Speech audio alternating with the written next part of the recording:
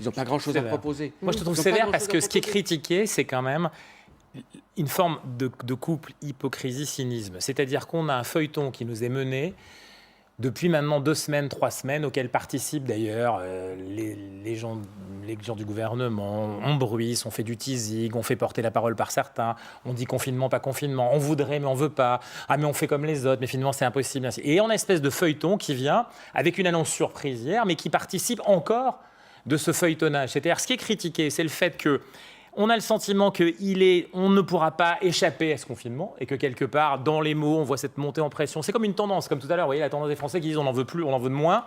Ben, l'inverse arrive, c'est-à-dire qu'on voit une espèce, encore une fois, de feuilleton, une série qui est là, disposée, avec des vrais faux bruits, des infos, des choses qui remontent.